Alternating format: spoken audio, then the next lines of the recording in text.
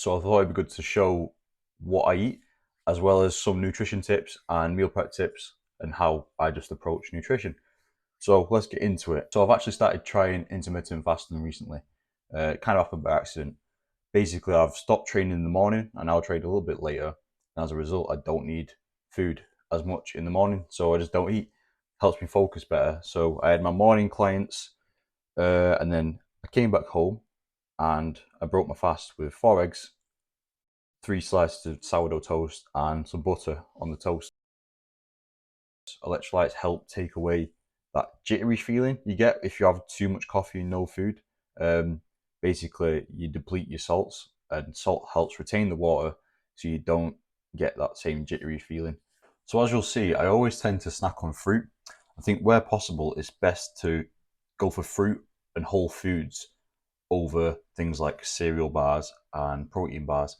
Although they're not the end of the world, especially if you're trying to get your protein in, they are probably best to avoid if you can, simply because it's usually cheap protein, like soya protein, and they're also full of loads of additives and preservatives. So lunch is always some combination of lean meats and carbohydrates and vegetables. That's literally it. So today it happened to be this sort of burrito. I call it burrito, but it doesn't have any rice in it.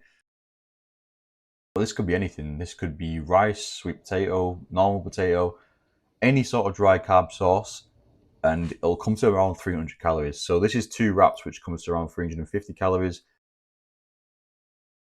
So once you get that template right, put the pen down. Once you get that template right, it tends to be a similar amount of calories each day, and then I can rotate the sources of protein and rotate the sources of carbohydrate, and that's how you get that nutrient variation. I think it's important to vary the protein sources so you end up with more variety in your diet.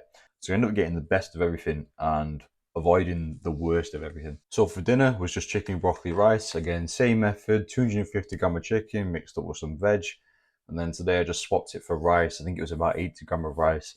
Such a simple method. So when it comes to meal prep, I'm a very simple man. I literally just buy a kilo of chicken breast, chop it all up, fry it with some vegetables, peppers, spinach, mushrooms, and onions. And then if I'm bulking, I divide it into 4 portions of 250 gram. If I'm cutting, I divide it into 5 portions of 200 gram. I also do the same with sweet potato.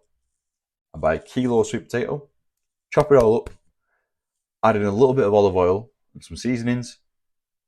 And then if I'm bulking, I'll chop it into 4 portions of 250 gram. And if I'm cutting, I do into 5 portions of 200 gram. And that is the simplest way to meal prep. Then at 8:30, I had a bowl of cereal. I tend to cap off my eating between 8:30 and 9 p.m. That's because I go to bed at 10 p.m., 10 to 11 p.m. So if I cut off an hour to 90 minutes before I go to bed, I sleep better. So that's a quick and easy way to improve your recovery. Don't spike your blood sugar before you go to bed. You'll have a more deeper rested sleep, and then you'll have better recovery. Try it for yourself and see what happens. I also added some unflavored whey isolate to the milk. That's how I've got 40 gram of protein in that bowl of cereal.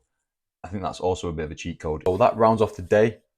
4 meals, about 3,000 calories. I don't know the exact macros, but I believe it's around 200 gram of protein. As long as I get 200 gram of protein, I'm happy. As long as I get over 250 gram of carbs, I'm also happy. I don't really care about the rest of it from there. If you do like the video, please like the video, comment, subscribe, and I'll see you in the next video.